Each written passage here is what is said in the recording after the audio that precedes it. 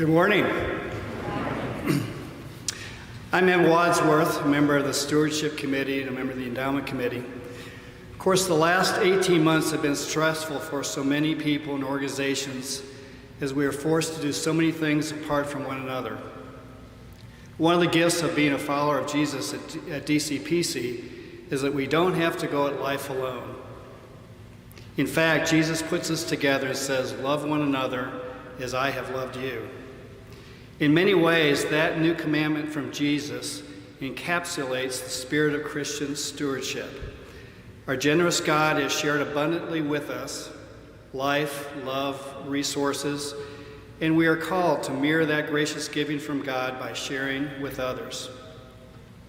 Our 2021 stewardship session captures that theology of stewardship as we talk about continuing on the path of generosity together. Through congregational emails, letters, videos, and our bulletin, our Stewardship Committee is inviting you to find your place on what we call the giving path. There's information on that in your bulletin today. Of course, God does not judge where you are on your giving path.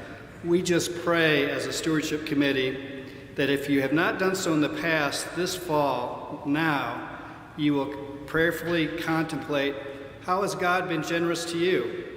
And therefore communicate an estimate of 2002 giving at any level for the first time.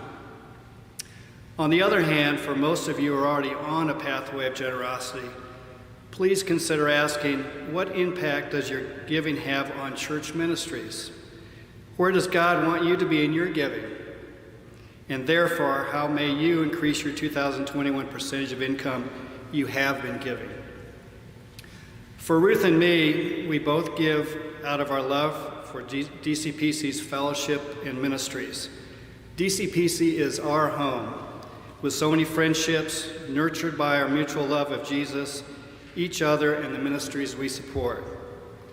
By the way, your pathway to giving has nothing to do with the church budgets, although of course your giving will impact the financial resources available for our ministries. The question does, however, reflect the biblical claim that our giving is linked directly to our relationship with God. It's also true that our stewardship is, of all that we are and all that we have, including money, can have an impact beyond your relationship with God. Again, love one another as I have loved you. As I say that, we all know that the last 18 months, as I mentioned, have been so hard for so many as we've been isolated.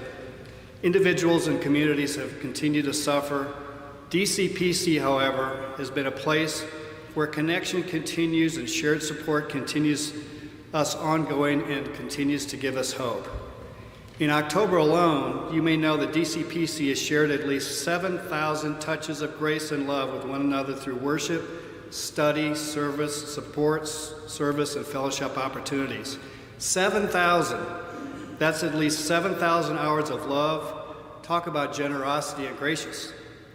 So thank you for joining me with Ruth, our Stewardship Committee, and the rest of our members and friends of the Stewardship session as we are continuing on the pathway of generosity together.